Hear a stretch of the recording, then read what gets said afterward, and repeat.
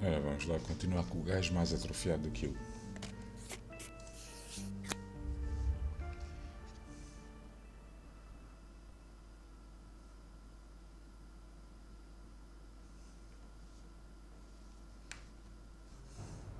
Who the fuck did this? I don't have anything valuable.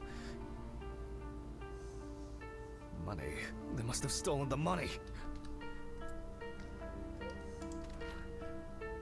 Fuck!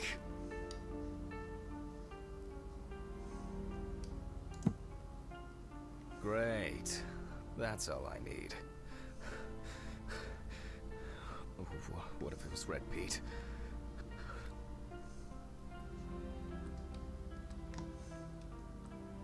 Where? I need my pills.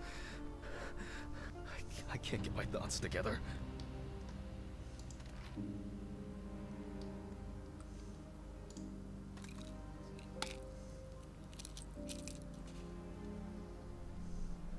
Okay. I'm gonna have to report this to the police. Christ. Why did the neighbors not report anything? I'm calling Steven.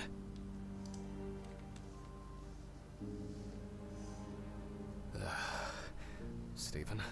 Now, Jack, I told you I'm going for a drink with you for another night in a row. That's not why I'm ringing. Although I could do with one. Someone broke into my apartment. What? Did anyone see anything? Have you called the police yet? No, I don't think so. Anyway, no one contacted me. As for the police, I'm calling right now, officer. All right. Do you want me to head around? Look for any trace evidence? I don't know. No, I guess not. Honestly, I don't have the strength to deal with it right now. I just want to lie down. Are you sure? Because it's no trouble at all. I think so. I'm sorry. I just wanted to calm down a bit. I don't know. That's probably some stupid joke. Only money was stolen. Money? From Alice's box? Oh, fuck. Listen, I can come over. I have the key. I'll drop by, do what I need to do, and you go get some sleep. No, don't trouble yourself. Lately, I've been just so tired and distracted. I don't know. Maybe I forgot to close the apartment door on my way to work. If anything else is missing, I'll let you know and call the police. All right. Just make sure you close it tonight. If you see anything weird tomorrow, let me know. Whoever did this may be watching you. I don't think anyone is dumb enough to come back. You're probably right. Take care, Jack. If you need anything, call me. I promise I will. Thanks, Steven. Sorry to bother you again. I've just been all over the place lately. It's not a problem. Good night, Jack. Good night.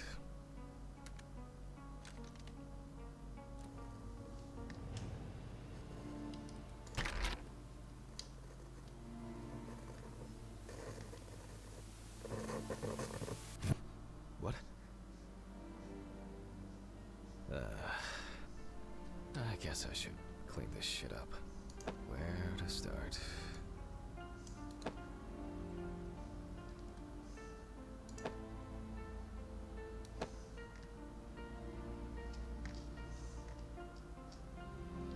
Shit. The glass in this thing needs to be replaced. Jack, why? I'm glad this didn't break. Ugh, I think I'm just tired. To be honest, I could leave it like this. There you go. I still don't understand why Alice liked this painting so much. Maybe I could barricade the door with this. I should pack this thing away. I have no interest in DIY at the moment. Now I'm sure I won't get caught up in these papers. Alice's family should really have some of these. That's enough for now. Jeez, I'm exhausted. I'll get the rest in the morning.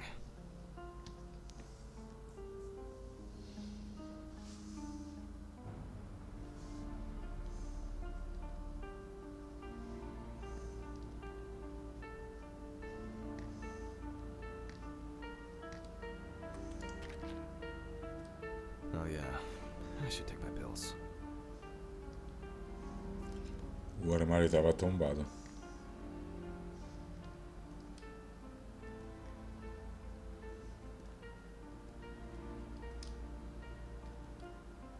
Já tem o vidro à mesa.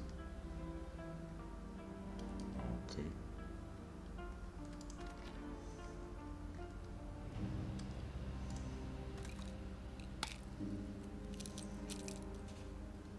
I feel like it takes me forever to finish these things.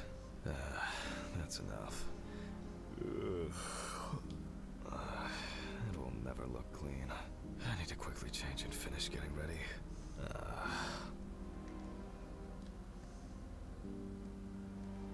I'm gonna be late for work again.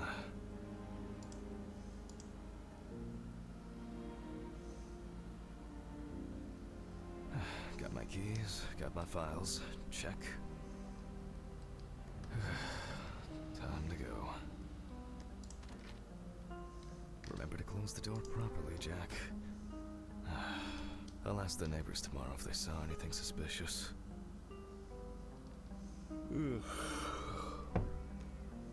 I wonder if Ridley fixed the coffee machine.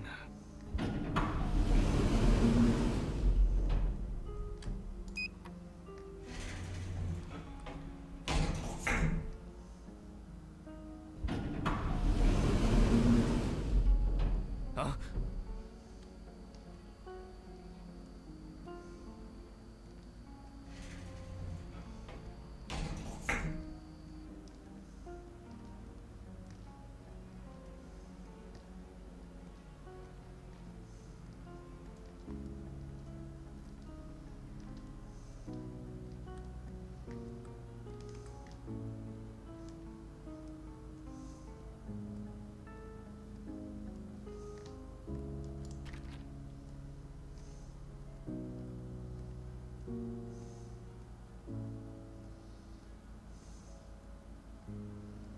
Maybe a bit optimistic.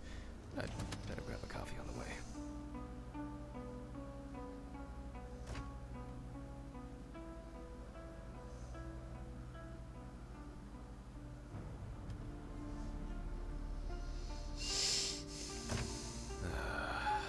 I'm exhausted.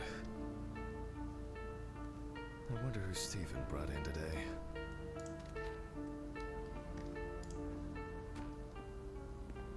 Good morning, Mr. Ridley. No, he's not here yet? No, I'll do without him. I hope he... Oh, come on. He was too lazy to even wheel the gurney to the autopsy room.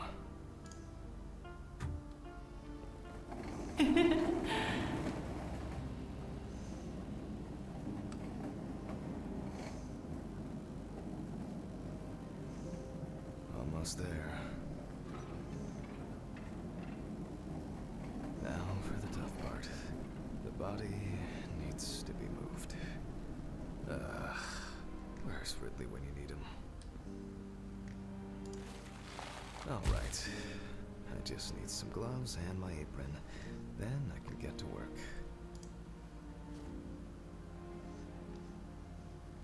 I'm going to need my tape recorder for this.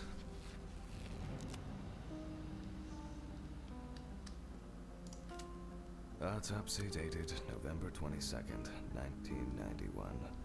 7:32 p.m. Led by Dr. Jack Hanman.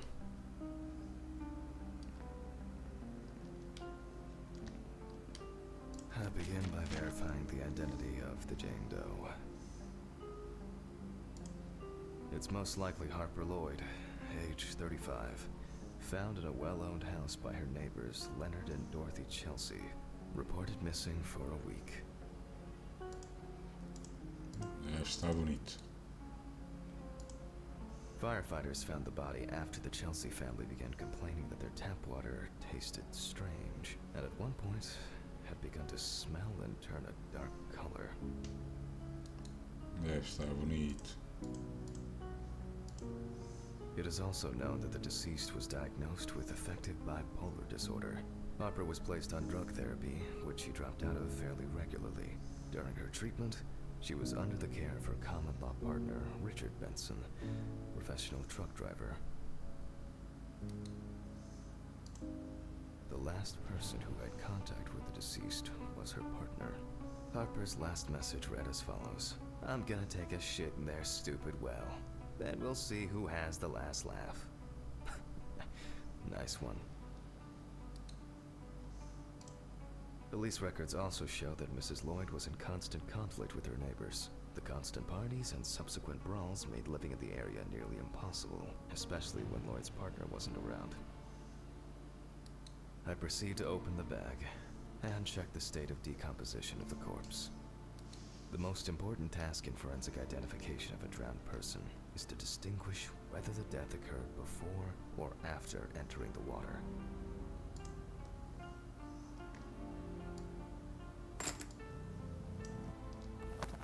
Okay, that could have been worse. I carefully removed the victim's clothes so as not to damage the skin.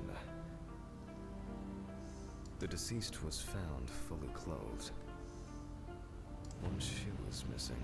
I'm going to need the camera to document all possible suspicious marks.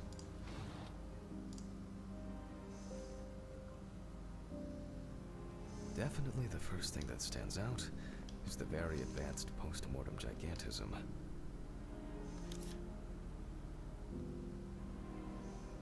The skin of the deceased appears very delicate, smooth, and relaxed from being in the water for a long time.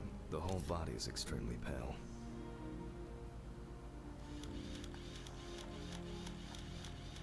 There are bruises and hemorrhages on the neck. These usually occur due to increased inhalation when fighting to breathe underwater.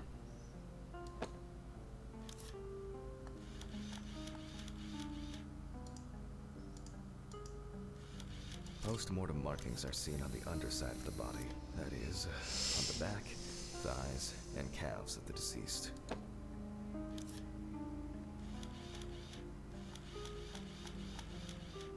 It's likely that the deceased was lying on her back when she was fished out.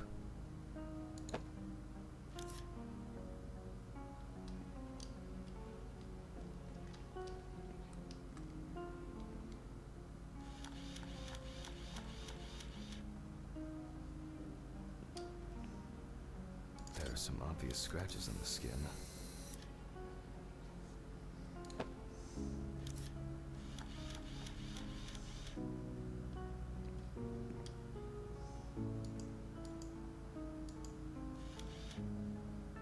The skin on the hands can be easily separated from the body. The separation takes the form of a glove.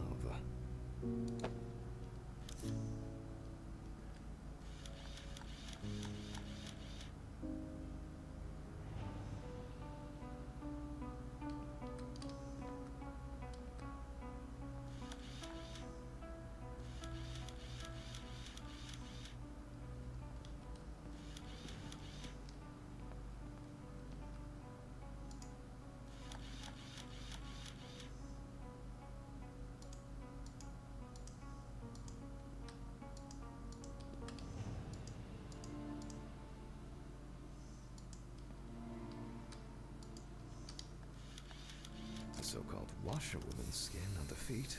The deceased had indeed been in the water for a long time.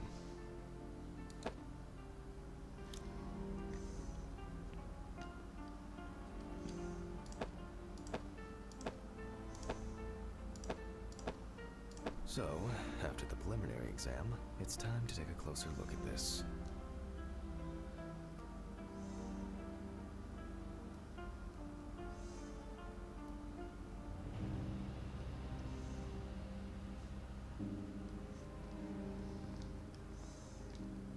Today's date, the deceased was clothed. Rigor mortis does not need to be checked. Based on the state of decay, you can be sure it has subsided.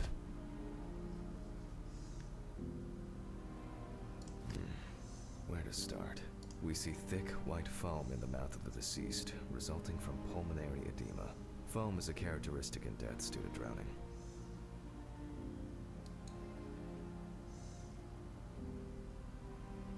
The spots have a purplish blue-red hue, which is a typical sign of the death of the organism. There are obvious scratches on the skin, especially on the back and hands. These could be defensive wounds, evidence of some sort of altercation prior to death.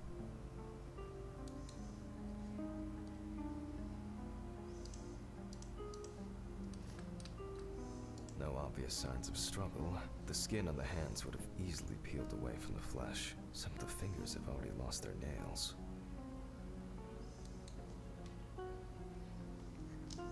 Yep, pretty typical. Liver mortis are formed as a result of putrefaction of blood in the veins. Due to the fact that the deceased was wearing shoes all the time, her feet are in better condition than her hands. Nevertheless, we can still notice a clear, wavy skin and the so-called washerwoman's skin texture. Okay, that's probably enough to indicate a direction for further examination. I'd better note that down in the records. Marks found on the neck and foaming at the mouth are typical signs of drowning people.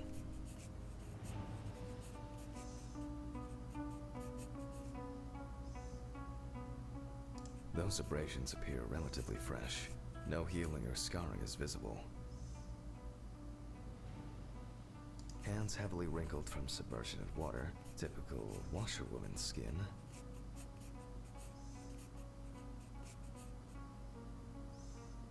There doesn't seem to be anything unusual about this liver mortis.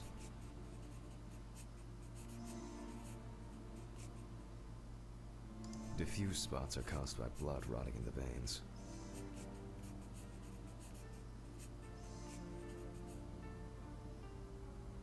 Considering the deceased's penchant for drinking alcohol, it could have been a mere accident.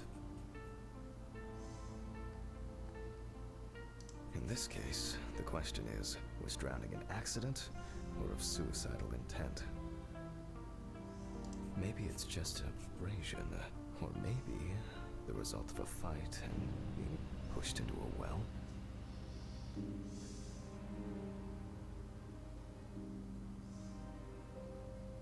Fortunately, the skin on the hands didn't fall off. Otherwise, I'd have trouble identifying the deceased. A simple trip, loss of balance, and as a result, you end up in a deep hole with no way out. Liver mortis of a different color could indicate poisoning with carbon monoxide, cyanides, or nitrates. However, this is not the case here. Their distribution suggests that the victim was probably lying on her back when fished out of the water. That's all for now. Before I begin the dissection, I'll make sure the suggested identity is correct.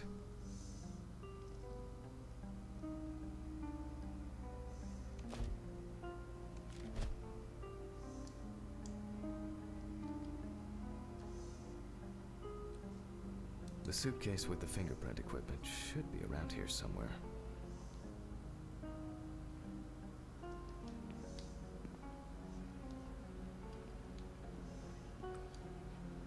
Oh, here it is. With decomposing bodies, the tissue of the pads and the fingers tends to shrink. To remove these shrinkages, a mixture of glycerin or air is used.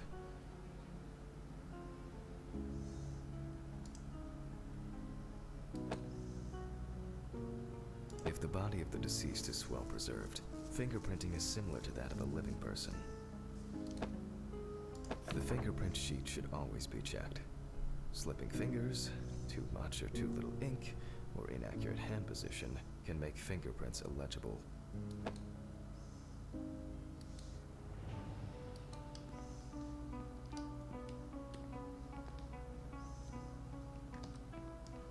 I'm going to conduct a dactyloscopic examination.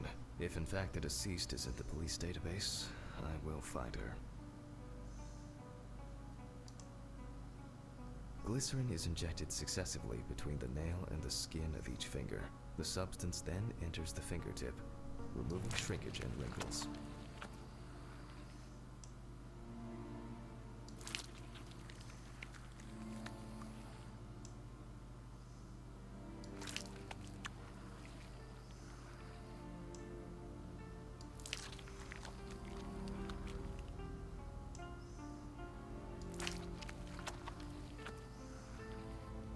Take a brush.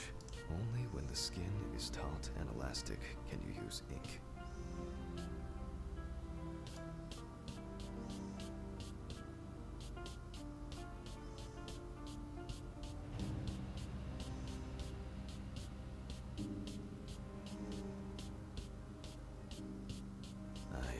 it's enough. I'm getting In the case of drowning victims, you have to be extremely careful. The skin may fall off the hand like a glove when you take the print.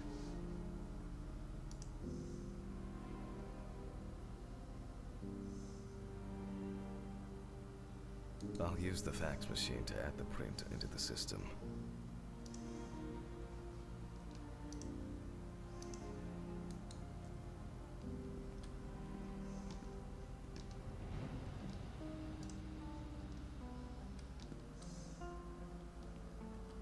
Green button, and...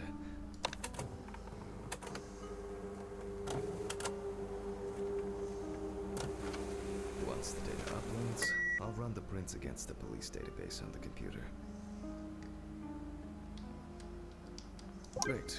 The data is there. Click upload. Now, go through the database and find a matching print. Expect possible hours of fun.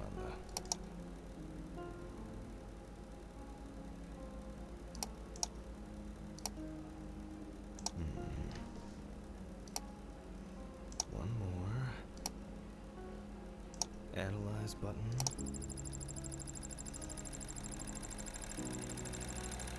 And we have a result. Everyone has a story to tell, even if it's just a police record. So, as predicted, the deceased turned out to be Harper Lloyd. That went smoothly. I'll print this out and attach it to the medical records.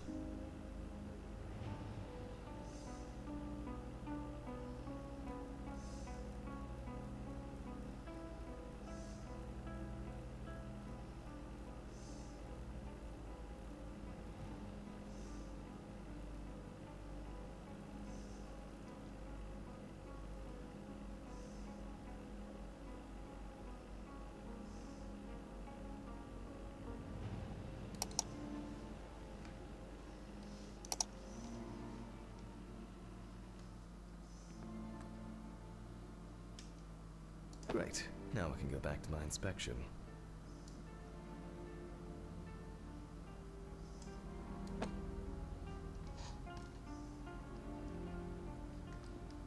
I'm adding the name of the deceased.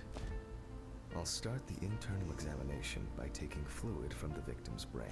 A needle inserted through the nose will do the trick. If the victim was alive when she fell into the well, she must have swallowed water fighting for her life. And then diatoms, characteristics of pooled water like a well, got into the body.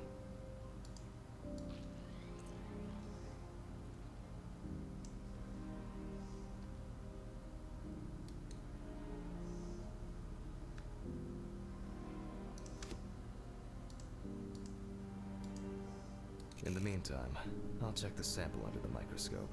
I'm sure that these algae traces will be found in the samples taken from the well where police found the body. Now I need to adjust the knobs properly and place the diatom in the center of the slide. Diatoms are single-celled microscopic algae. The aperture still needs adjustment. The image is too dark. It's not a dirty lens, I'm afraid. And perfect.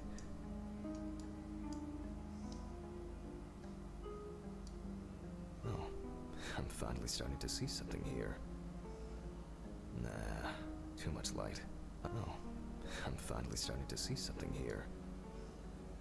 It's not a dirty lens, I'm afraid. And perfect. It's not a... and perfect.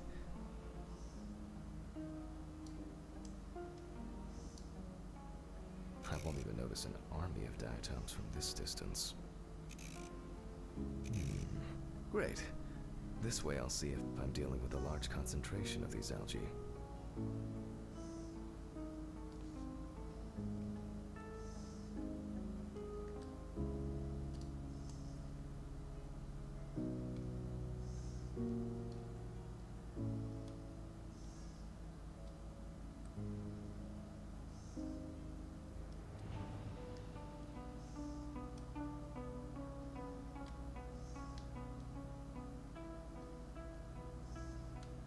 As expected, we find the aforementioned algae in the solution.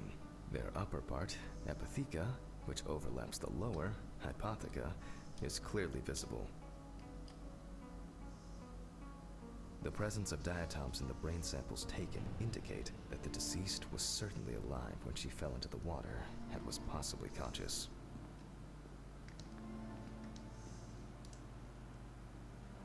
Since there were diatoms in the brain, it means that many more of them must have entered the body. Studies of the rest of the organs will most likely confirm this hypothesis.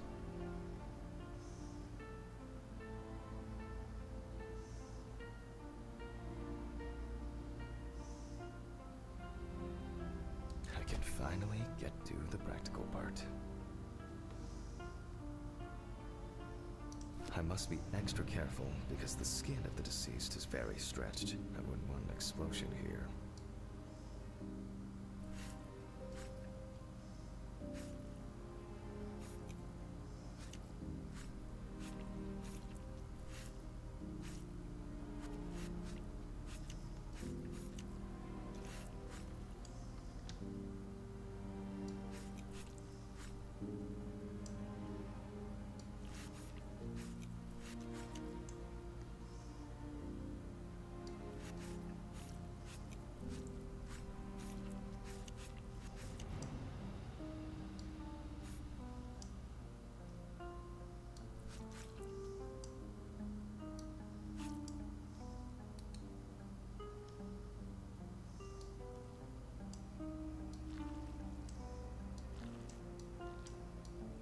You can immediately see a very large swelling of the organs. In addition, all internal organs are very congested. I proceed to remove the rib cage. It's easy to see that the ribs have been imprinted in the lungs. So, I'm going to start by drawing blood from the lungs for testing for diatoms. If diatoms were only present in the lungs, this would mean that the victim was placed in the well after death, and the perpetrator wanted to get rid of the corpse in this way.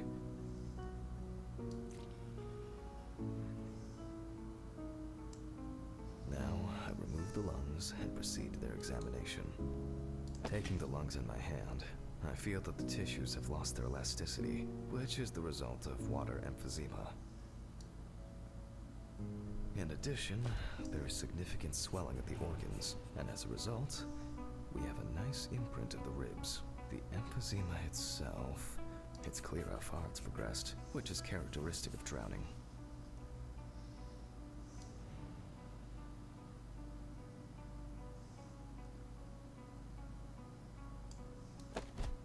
Corpses found in water are worth examining with a tomograph. However, I can't count on such luxuries, so I must reach for a more archaic technology: a bucket and water.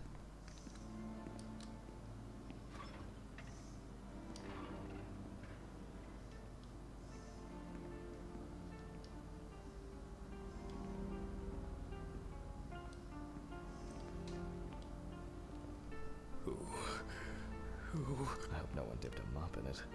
It's best to go to the lab for this.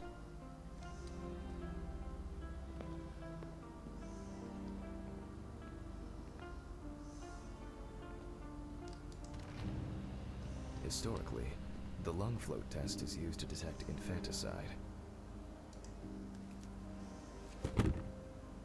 The water should be at room temperature.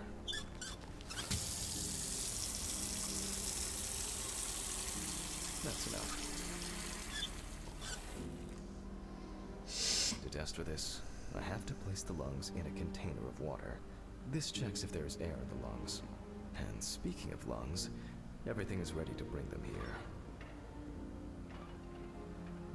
Oh, Jesus. Ah, boa. Já está alucinado. Such a study isn't without flaws. Air may have entered a newborn's airways during resuscitation attempts. Gases released during decomposition could also give a false result.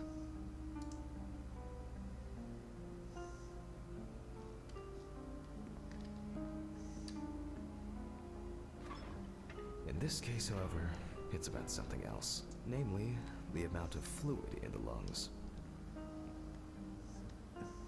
To test for this.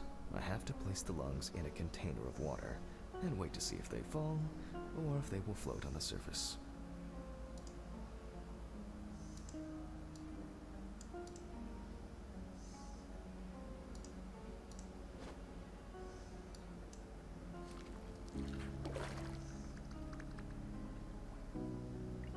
Just as I assumed, the lungs collapsed easily.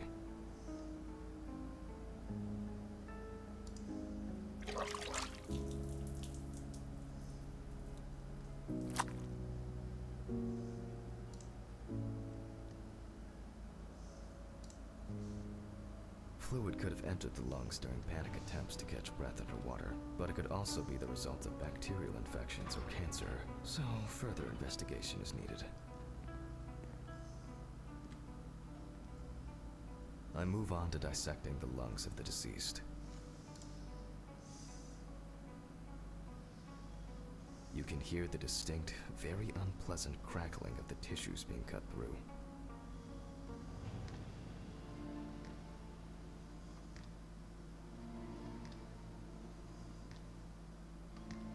The parenchyma is remarkably pale, although small hemorrhagic foci and petechia are present on the surface.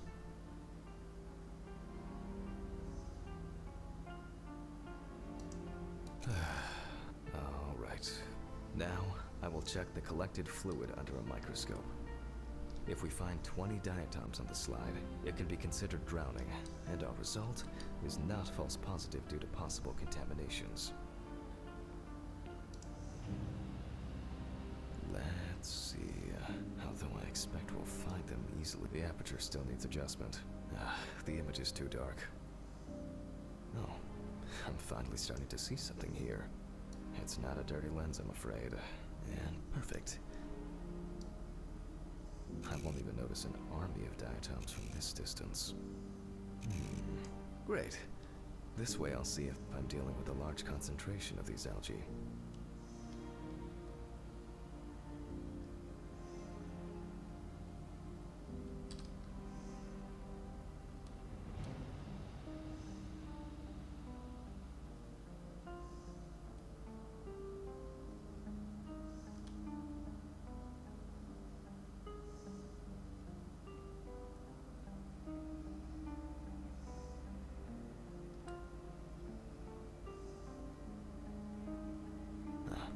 As expected.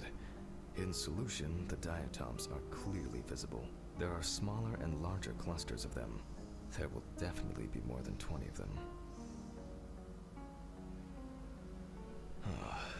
I'll make a note of all this.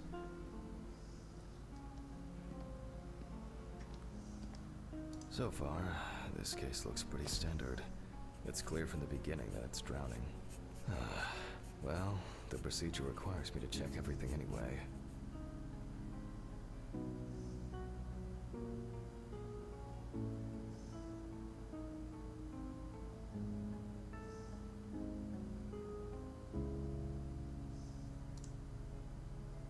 So, I move on to checking the other organs. I ligate the heart, and then remove it for inspection.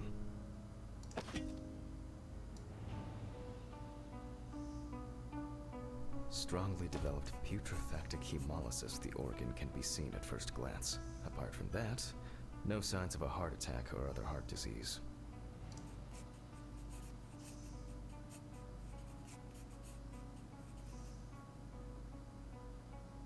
I move on to the next organ. This time, it's the liver.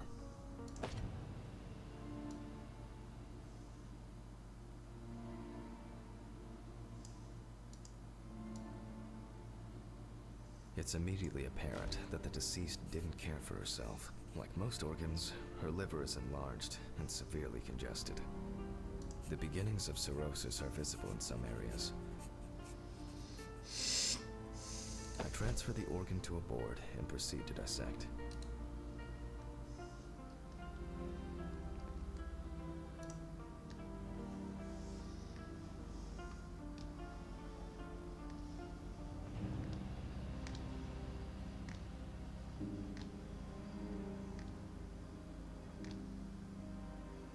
The cross-section clearly shows dilated veins. and many small hemorrhagic foci. I must admit that this is quite a feat, considering the rather young age of the deceased. Harper enjoyed drinking so much that she might not have lasted a few more years. I move on to the stomach. I take a sample of the fluid for testing.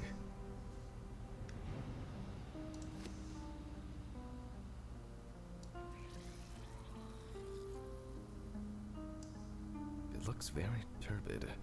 I'll see what happens after spinning, but that's in a moment. Now, I carefully ligate the organ, then cut it off. It's enlarged, probably full of putrid gases. I transfer it to the board and carefully open it, checking the contents.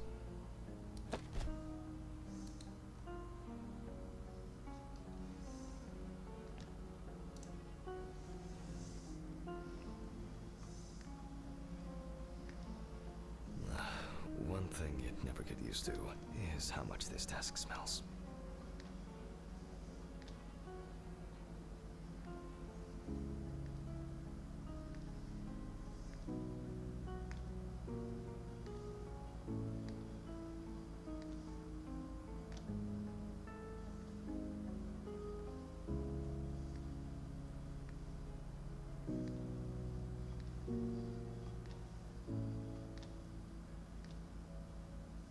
Okay, the stomach is full of fluid and unidentified organic matter, which is probably leftover food.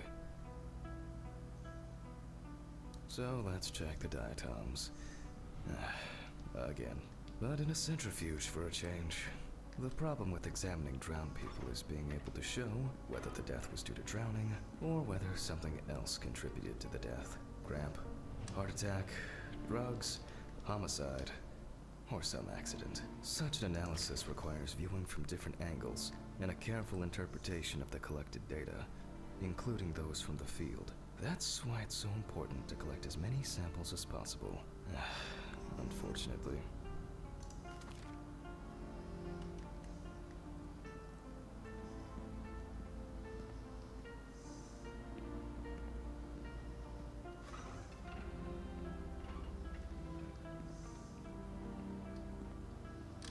Okay, this is one last little sample.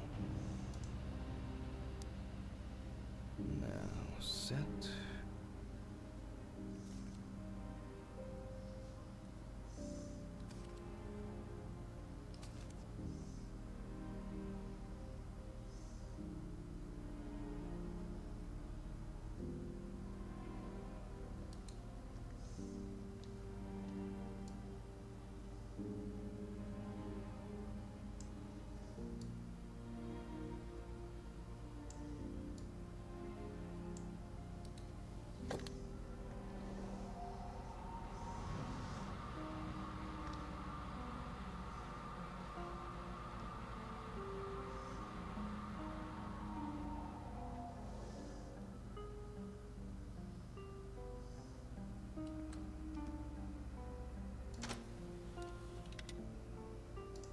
Done.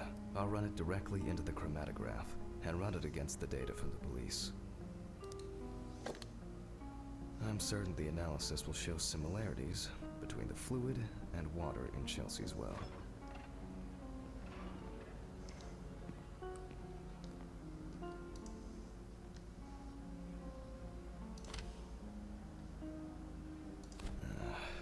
Let me think.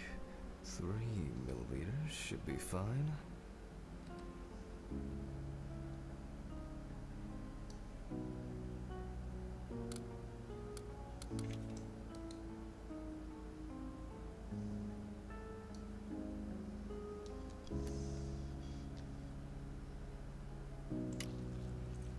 Okay, now it's the chromatograph's turn.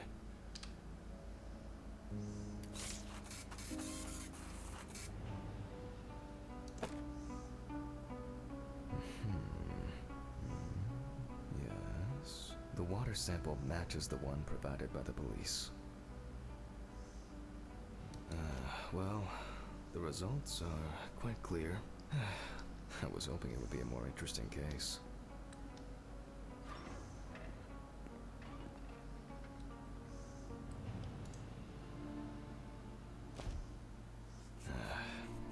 More diatoms. Analysis indicates the same origin. Blah, blah, blah. There's little left to do. I'm going to check the airway patency of the deceased. Interesting. Looks like there's something stuck in the trachea. I'm moving to the board for further inspection.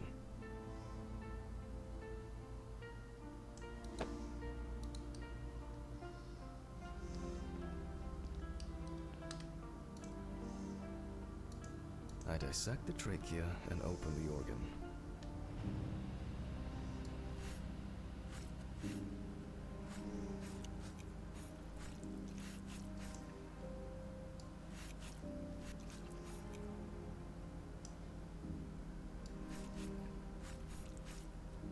Inside, I find a wedding ring.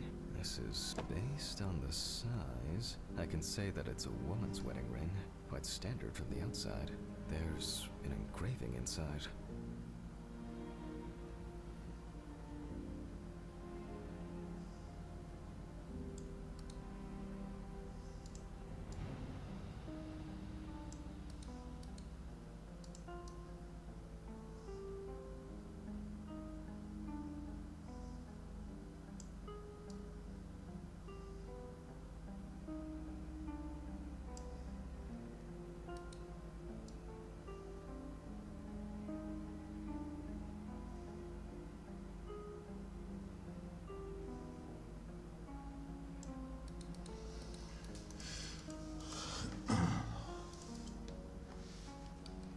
E agora?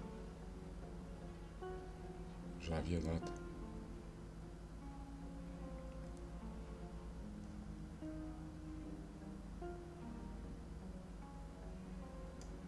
É a mesma data que estava no anel da mulher dele. Só que isto agora não me deixa fazer mais nada.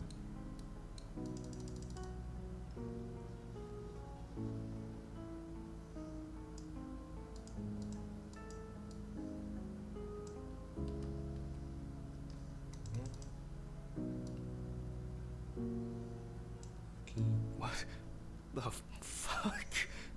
This is my ring. Alice's ring.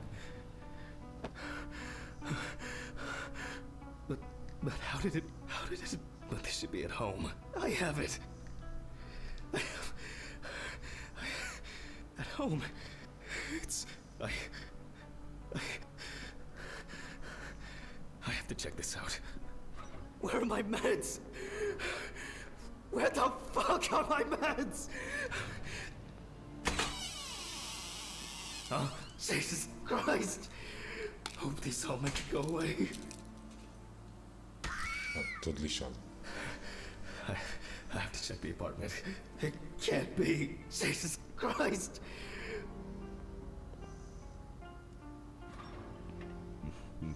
Mr. Ridley. Mr. Ridley! What's all the ruckus? I need to go home. Immediately. What? Now? I have to. Have you seen anyone here this morning? Anybody suspicious? Oh, there was no one. Dorothy was, but only for a moment, then she left. What's wrong with you, Hammond? Okay. Thanks. What about the corpse? I'll come back, I promise. Jesus Christ!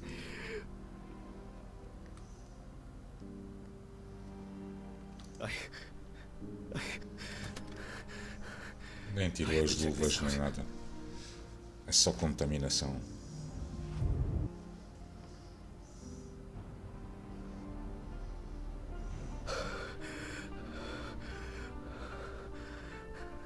This can't be real. Where is it? Where is it? Where?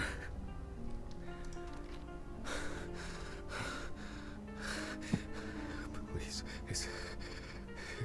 it's not here. It's not. I need to go. This is sick. Fuck.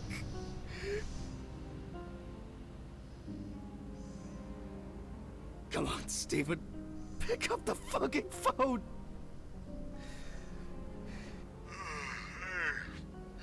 What's up, man? They took the ring! What? What ring? What are you talking about? They took the wedding ring. Alice's wedding ring! One sec. You mean burglary? You said nothing was missing. Yes, I know! I know that! I don't know. I was jittery. Maybe I didn't notice. I don't know, but...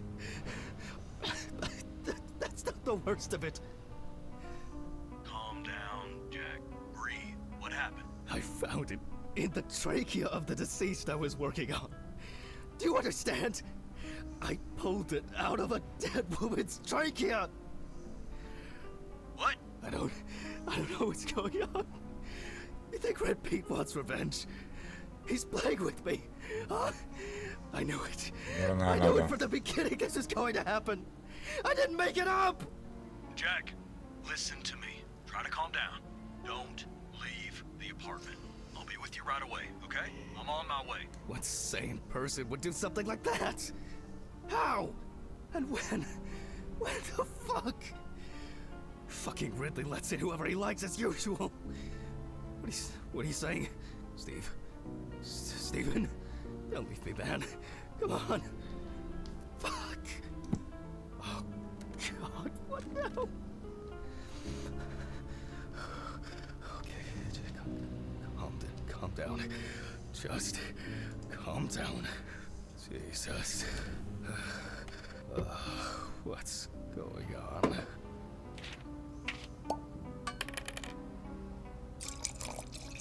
Está a passar-se.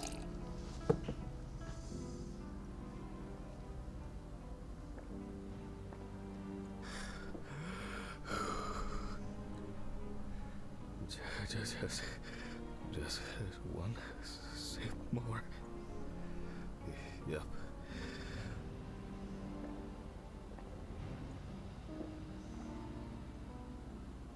Jesus.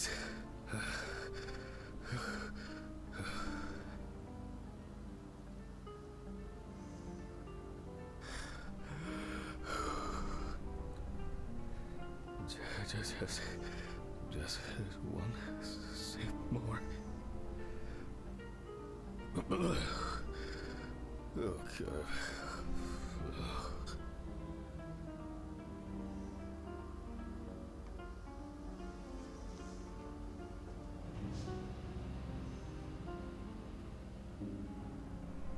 All right. I can't do it anymore.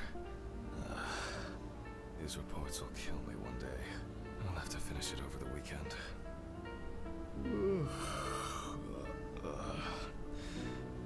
It's time to go to work. I should take out the trash first. Jesus. Fuck. Maybe I'll just ignore it. Yes?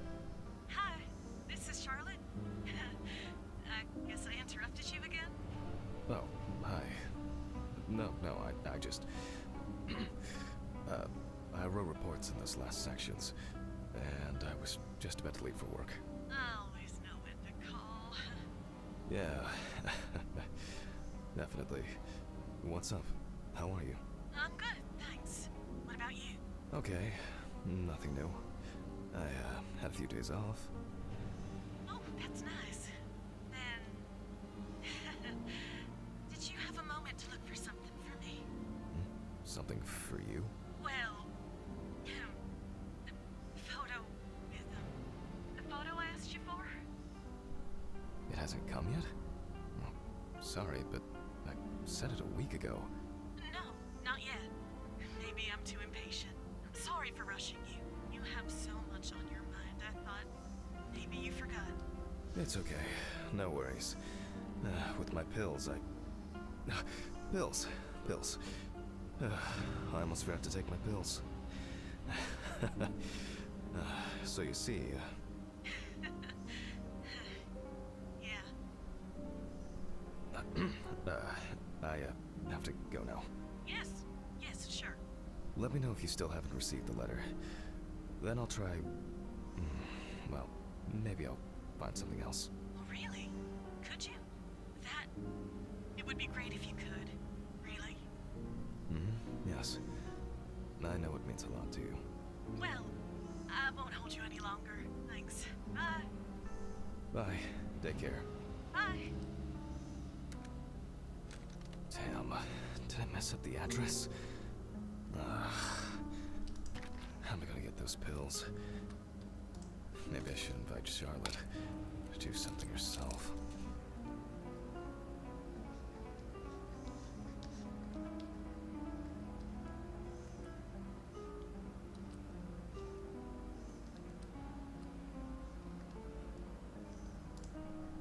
Ugh. Why is it so wet?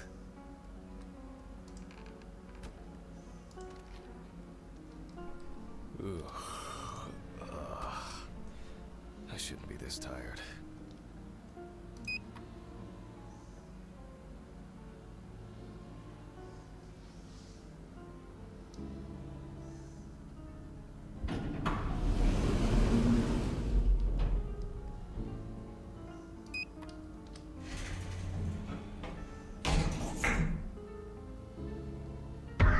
Fucking hell!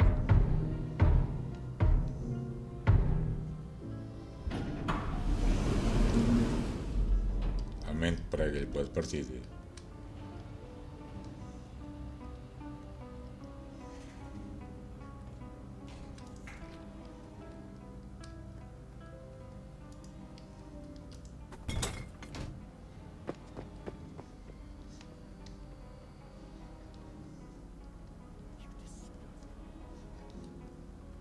I wonder if Alice's mother has a film of this photo somewhere.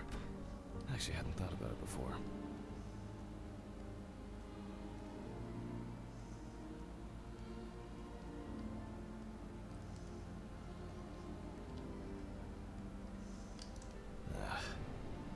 I should call her on Friday.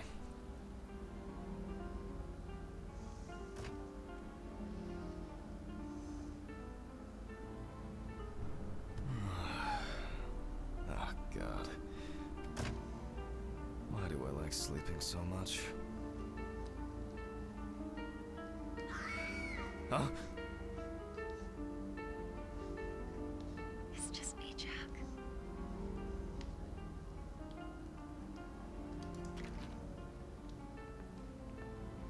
Good afternoon. Isn't it a bit early for you? I missed our invigorating conversations. Has Stephen brought the body?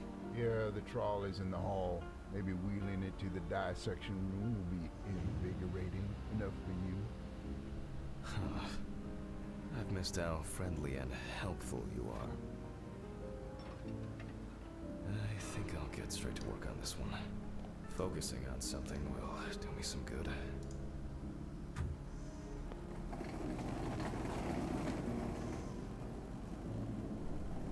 Christ, this one's heavy. Nota-se pelo solário que está inchado.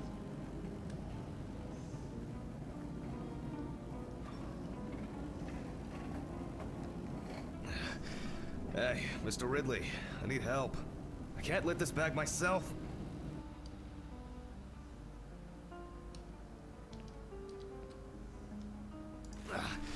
Ridley!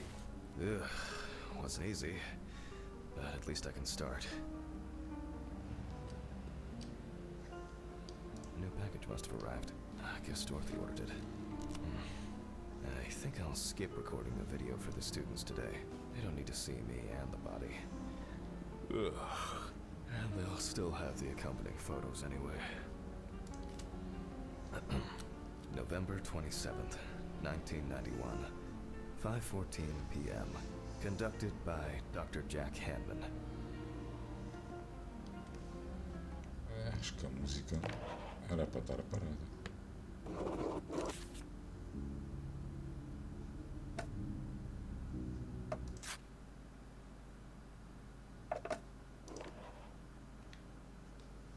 A música está a irritar bocadinho. James Evans Jr., also known as Jesse. Age about 30, weight 130 kilograms, height 180 centimeters. Evans had previously been convicted of possession of stolen goods, robberies, and drug trafficking. There were also attempts to accuse him of leading a criminal group responsible for burglaries in the New Orleans area. What? Burglaries in the New Orleans area? This is... It's a rather strange coincidence. Police photos show that the body was not even particularly hidden, but only covered with a thin layer of soil, branches, and leaves. The body was found naked and mutilated. Clothes, probably belonging to the deceased, were found lying nearby. The body was found inadvertently in the woods near Peetsville. The dogs picked up the scent while searching for a missing boy.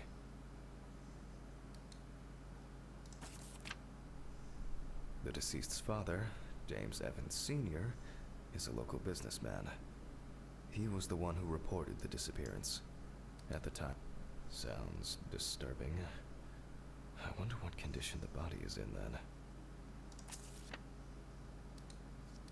I'll start by opening the bag.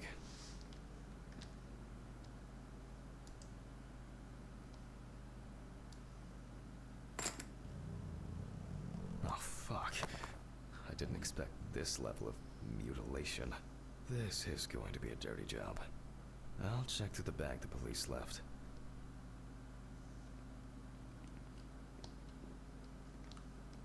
Tá bonito. A cabeça deve estar aqui. Maybe there will be something worth noting about the victim's clothes.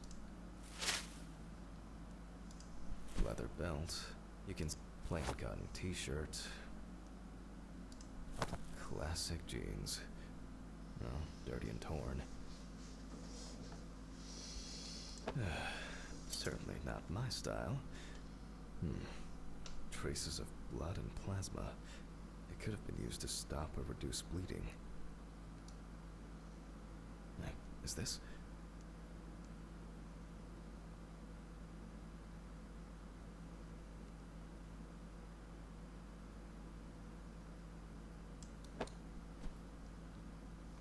Interesting. Most of the blood is visible around the neckline. However, after decapitation, I would expect a larger stain, reaching much further. Mainly traces of soil. It's a bit like the perpetrator's pulled his shirt over his head. Something stuck here. It looks like some kind of ecdysis? Scale? This could point to an animal being responsible. Crocodilo.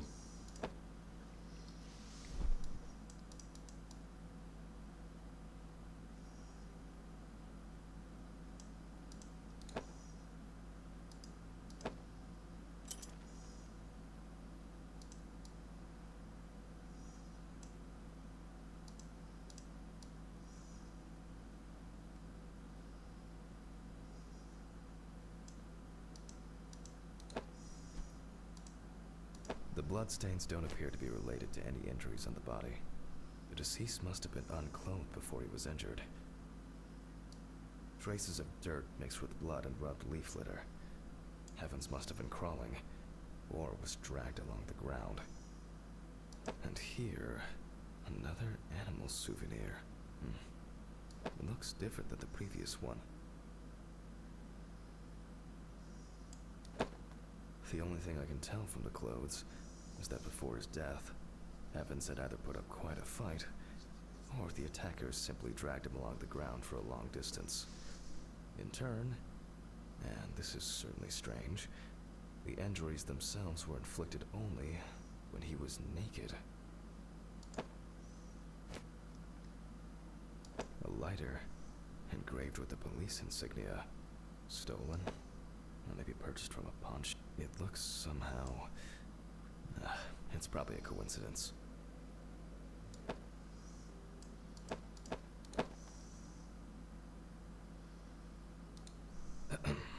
Okay, I'll take a look at the scales. They seem too different. Dorothy once brought an animal encyclopedia here. She performed an autopsy on an exotic animal smuggler. The guy suffered an accident while transporting illegal animals. Not only were the police needed on site, but it took nearly a day to round up his cargo. Dorothy had a hard time with that case. Did the impact kill him? Or did one of the animals he was transporting do him in? They even talked about it on the news. People were terrified that some reptile would just come out of their can and grab him. Okay, the book.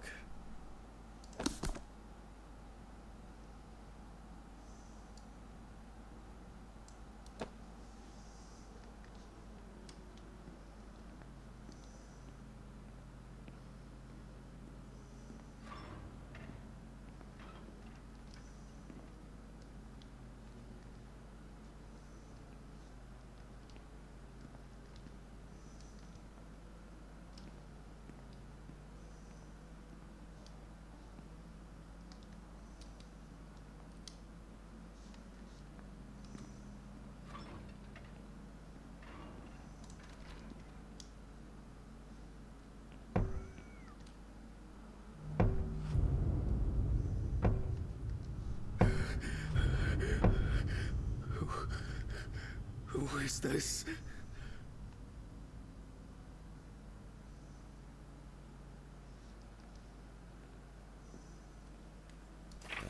All right. Oh, which page was it?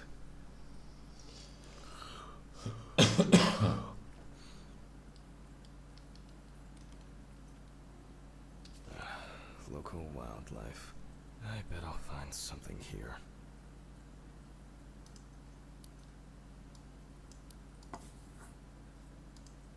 Oh, that was quick. I wouldn't expect anything else.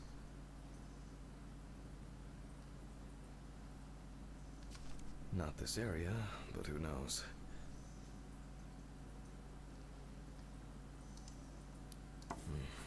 Very similar, but the color is slightly different. Not a match. I don't know why I'm even bothering to compare it. It's immediately obvious that it's not a match. Nile crocodile. Formerly worshipped as a god in ancient Egypt, and today just by kids at the zoo. No way. I would expect something local? I certainly don't remember hearing of an animal escaping from the zoo. So, either someone donned in crocodile products was around the deceased, or one of them attacked him. I'll examine the body and take photos. If an animal attacked him, there'll be traces. Ugh. Christ. Why am I so tired? Some coffee would be nice. What was I supposed to... the pictures. I'll have to show them to Dorothy. Too bad that we no longer keep our ranking. With something like that, I would come out on top. There's been a case like this for a long, long time.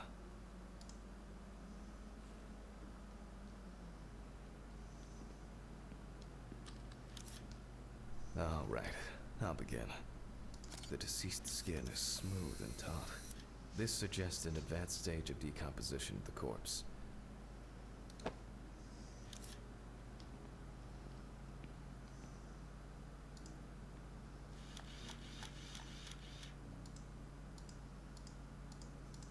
This wound appears to have been made by a sharp instrument.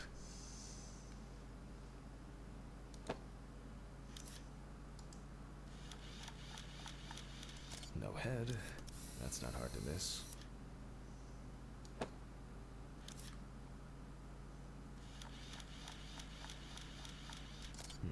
Interesting.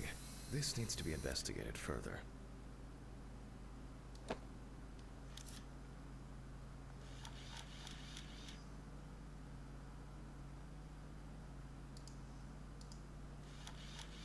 It's unlikely that a human would make such a wound.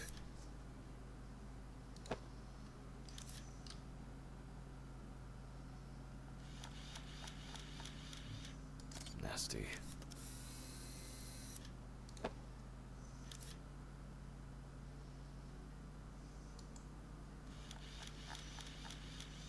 Such a wound could not have occurred during the victim's lifetime.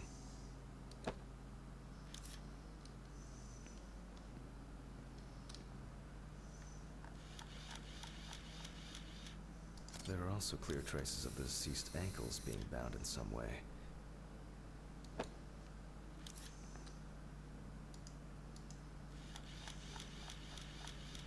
Evans couldn't have tied himself up like that. It looks like some sort of attack or kidnapping.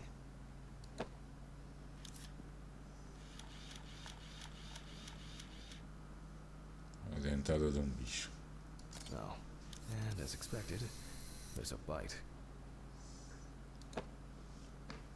I need to gather my thoughts together. And look at these photos. Ele deve It ter seems sido. that I wonder whether the decapitation took place before or after death. To check. Like torn meat. But I can't tell from the photo what animal did this. Deve ter sido torturado. Os deixaram na pele de algum animal. I have some suspicions about these marks. I should inspect these areas with a magnifying glass first. The work of animals can be seen here. The question is which ones.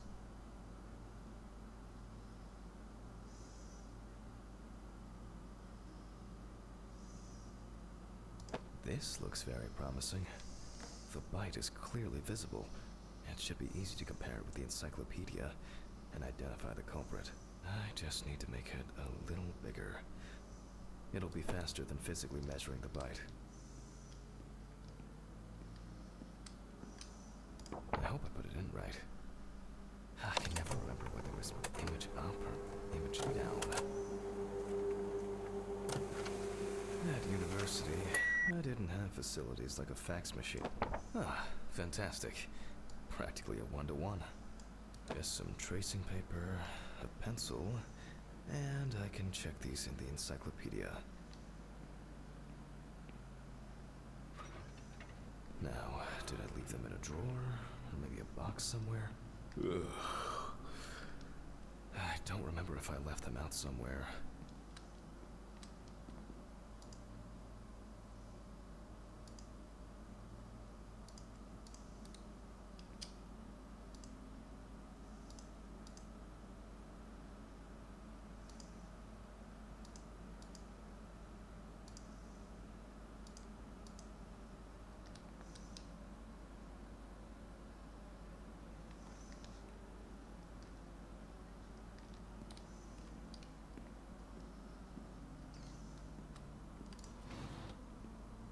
Oh, looks like I can tidy up after myself.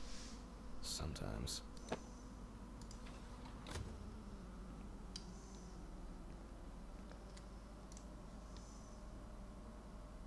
A very, nature-driven case so far. I'll have to consult the encyclopedia again. Good thing Dorothy left it here. Otherwise, I would have had to run back to my place to get some.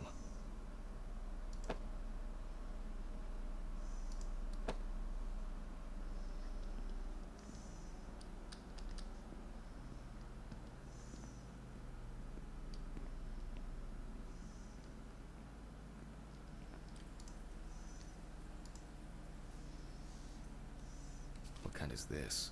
Oh, yes. This turtle turned out to be a killer. He ripped off the guy's wrist and tore him in a few other places. Aggressive beast. I only need to concentrate on the crocodile chapter.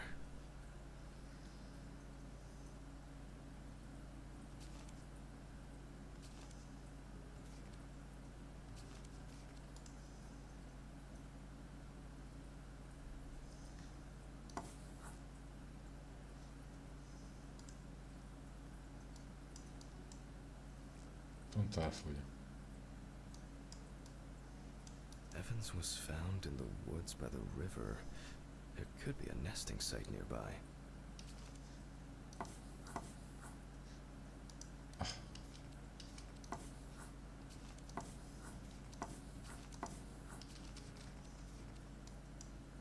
It makes sense. This would also explain the mold found in the clothes. It turns out that some of the wounds can be safely blamed on local alligators. However, we cannot blame them for the decapitation.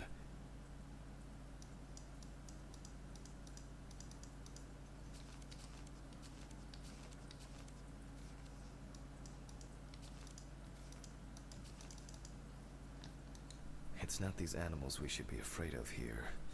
I should make some notes and start the autopsy. Aquilo estava um bocado bugado.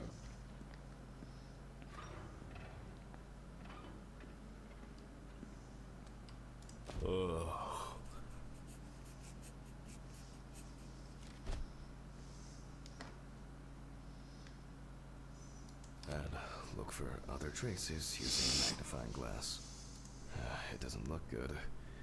Evans wasn't decapitated with one cut.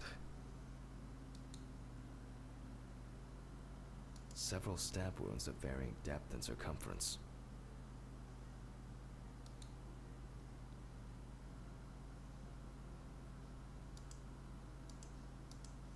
Mississippi alligator.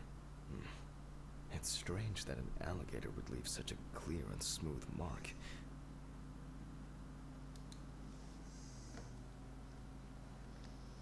Looks like an uneven bite. It's worth taking a closer look at this. Maybe there will be some remaining teeth marks. The result of an animal tearing at its body, eating skin, soft tissues, and genitals. There are even some teeth marks, but well, it doesn't look like an alligator. The bite is firmly incorporated into the wound.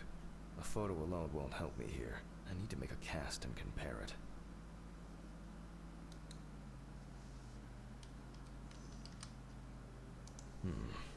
The imprints are quite deep and even. From the looks of it, I'd say Evans was restrained with his own belt.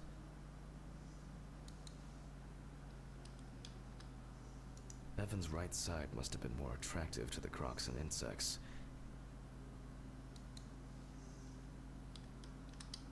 Very strong binding marks. You can see peeled epidermis and small wounds.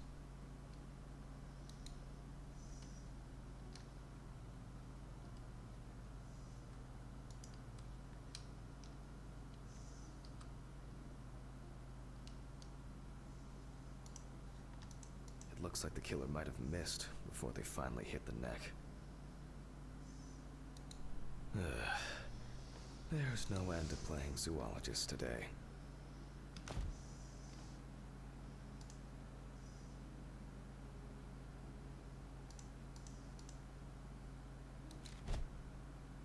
I need a tool with dental impression cement. Can I find it here? No.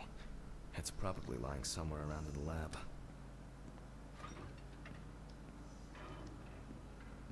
I hope the cement hasn't expired. A month after the due date. That could be worse.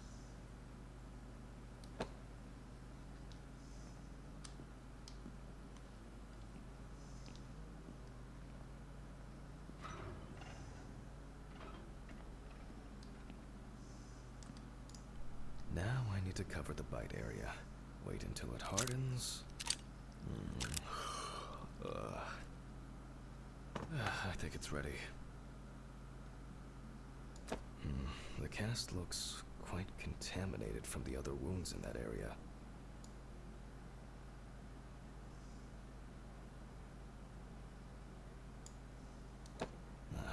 Well, let's hope the imprint turns out better.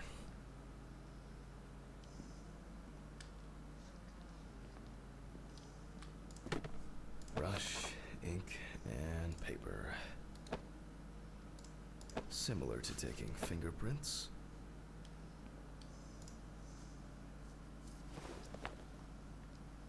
Paint over the area.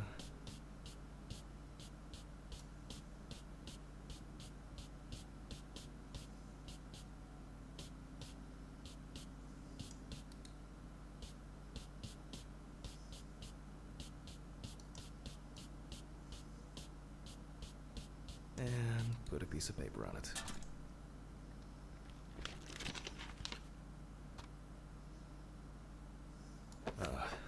That's very strange. I'll run it through the facts and check it on the computer. I really don't want to believe what I'm seeing. Parecem dentes humanos. Alguém lhe arrancou os genitais à dentada. Foi um motivo mesmo.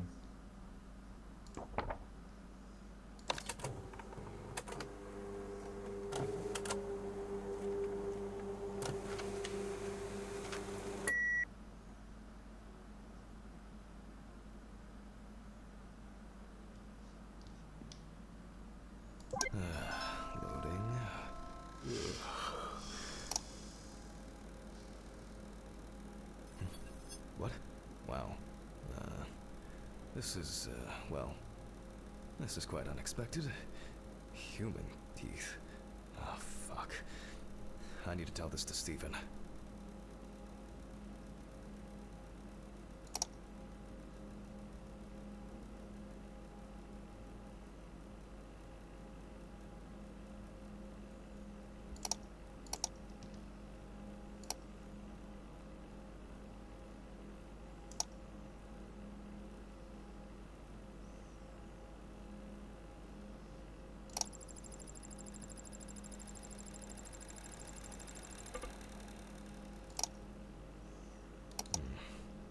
Maybe not everything is cataloged correctly.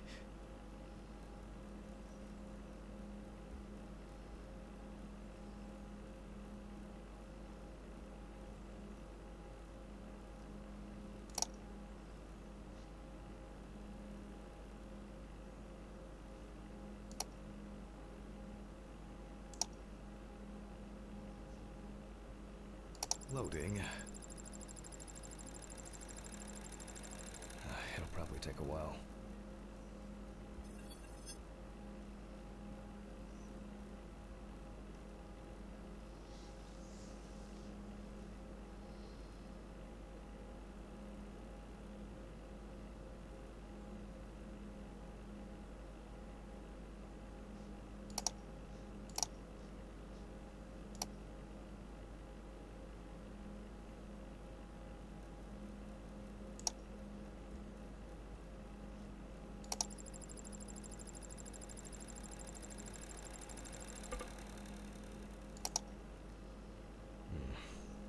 Maybe not everything is cataloged correctly.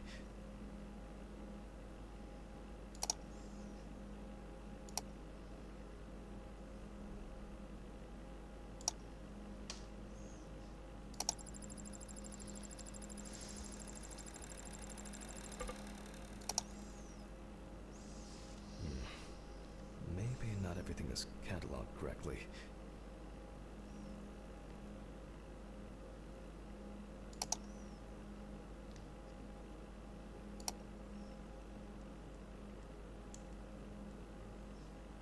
Loading. It'll probably take a while.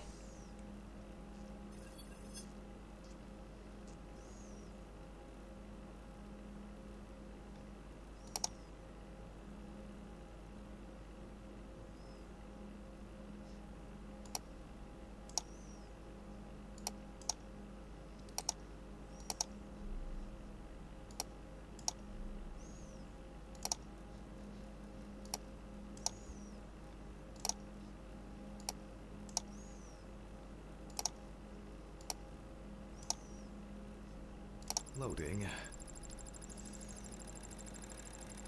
It'll probably take a while.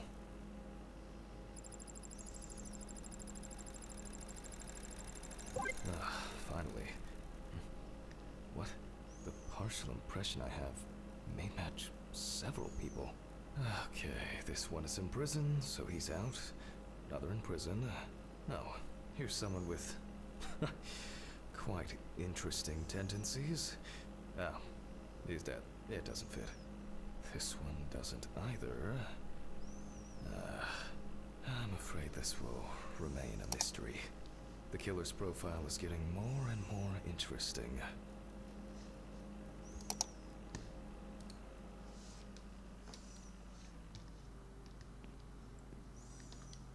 No. Everything is spinning. Pills. I have to take pills. Sempre depender disso.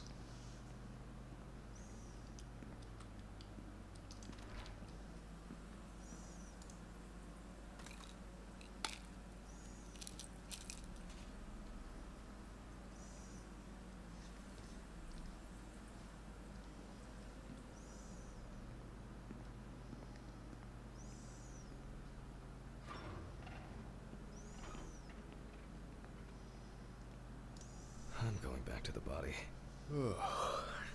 I need to make a note before I start the dissection. You can see that the tool used was sharp and smooth.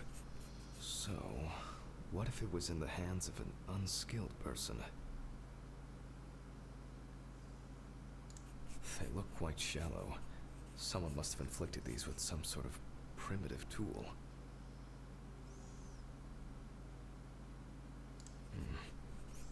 Maybe something chased that alligator away before it bit down properly?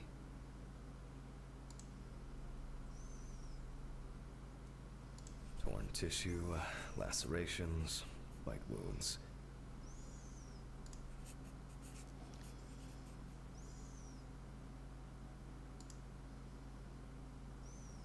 This wound turned out to be more troublesome than I thought it would be. I need to verify how deep these wounds go. If they punctured the organs, hemorrhaging could have occurred.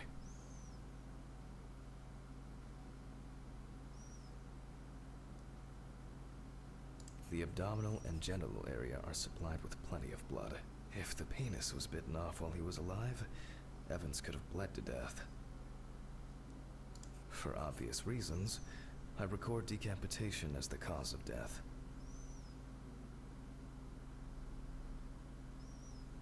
The perfect breeding ground for larvae.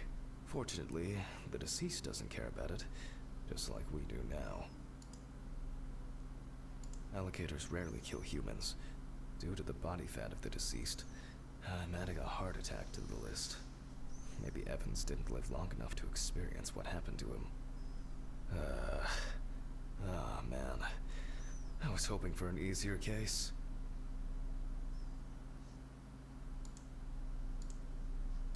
Time for internal analysis. Finally. First of all, I'll try to determine whether death occurred before the decapitation, or if it ended Evan's suffering. With the scalpel, I'll open the deceased's chest. I cut deep, in a straight line, avoiding the navel. We see a lot of fat tissue under the skin. When I remove the ribs, I expect to see even more fat on the organs.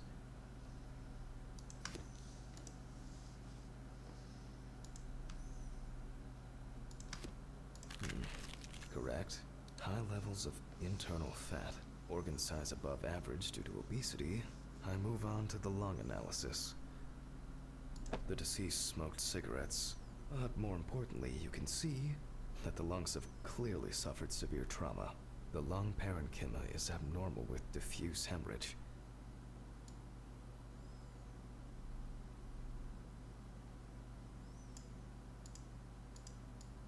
And this is the culprit.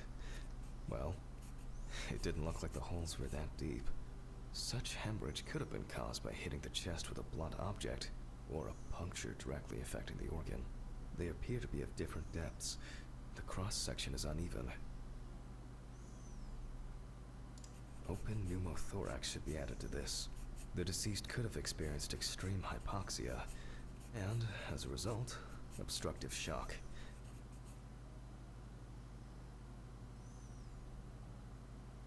I wonder what the heart looks like then. The organ is enlarged with very clear, light yellow traces of steatosis on the surface. No signs of heart attack. But similarly to the lungs, there is a trace of puncture with a sharp object. In pneumothorax, the heart rate increases. In the event of such a wound, this would mean bleeding out faster and more. In turn, a sudden increase in the amount of fluid in the pericardial cavity could lead to cardiac tamponade, which is also a life-threatening condition.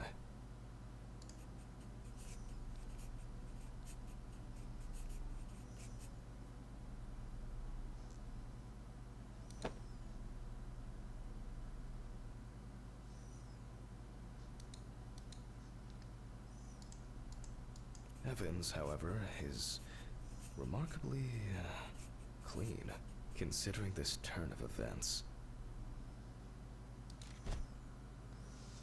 This all looks quite disturbing. I wonder if I'll find anything on the liver. The organ is fatty and enlarged. beginnings of cirrhosis are obvious. Well, that's it.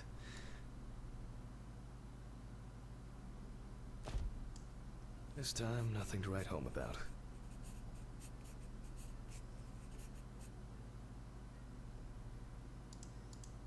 So, I proceed to carefully remove the stomach.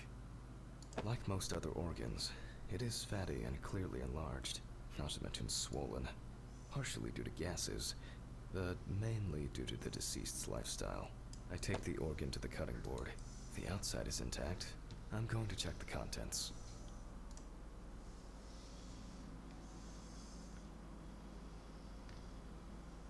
It sounds like there's an unusually large amount of undigested, and now rotten stomach contents inside.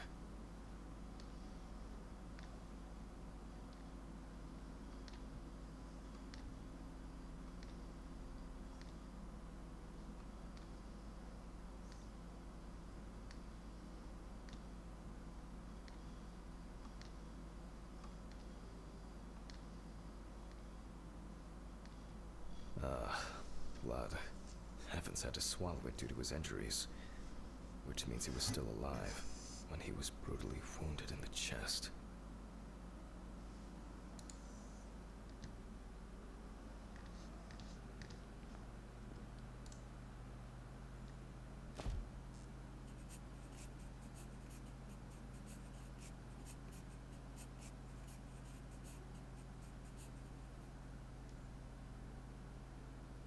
Only the trachea left to be examined. Surprisingly, it's not damaged by the decapitation. I move on to cutting it open.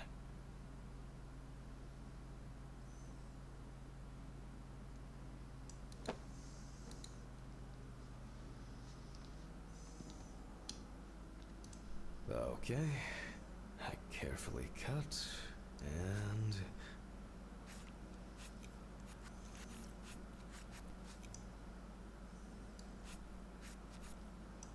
blood, just as I expected. Evans not only swallowed it, but also choked on it. Looks like I can wrap this up. Let me tie this together.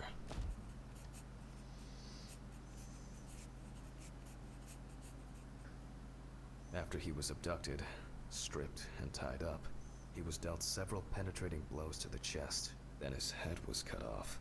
Evans was deprived of his genitals, and the body served as an easy meal for the animals.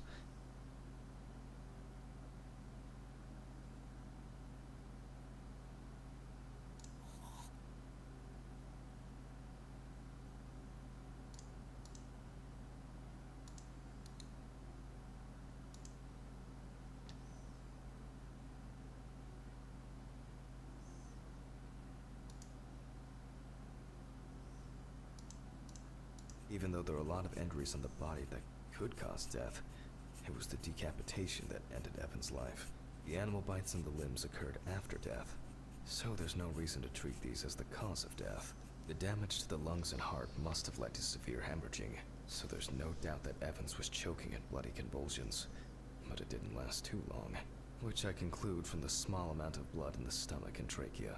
I never thought I'd ever wish someone to have a heart attack, but in this case, it would have been better for him. In some way, it can be said with certainty that James Evans was murdered.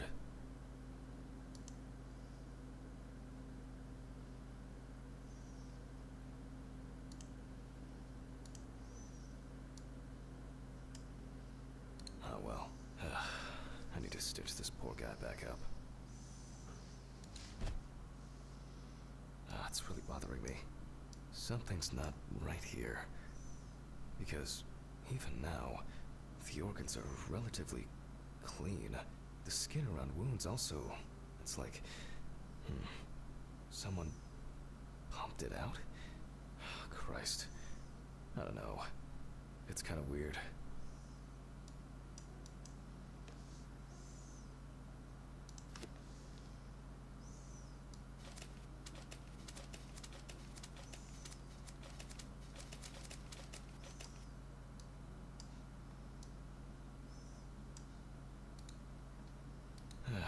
leave these questions for the police to solve. Now, I get to head home. It's a fucked up thing. I'll hold off taking long walks in the forest for the near future. I have a feeling that it won't end with just one body.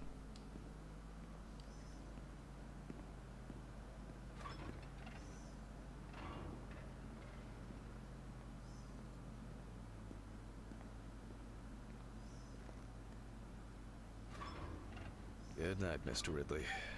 The body's ready to be picked up. Sure. Good night. I think it's the first time in a long time that I finished work at a decent hour. I'll get home and... What? Oh, come on. Fuck! When did I get a flat tire? What the fuck? Oh, come on. This is impossible. What's this supposed to mean? Why is this happening? Oh, someone is messing with me again. Oh. É chato parafusos. Fuck. I'm going to Ridley's. Maybe he saw something.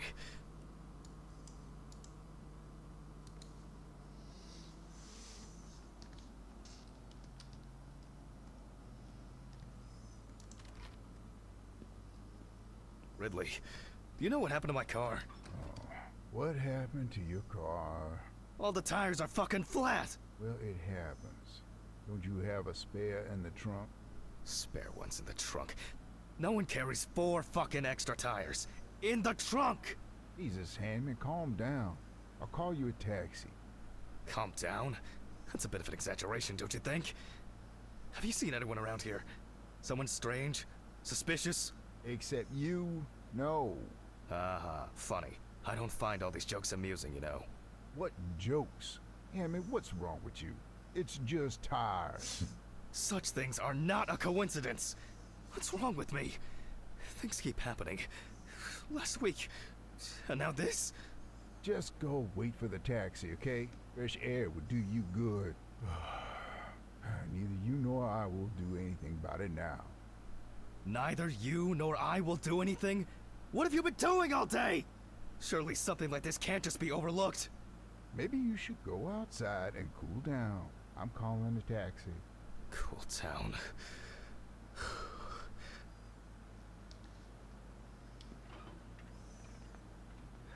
I just want to sleep.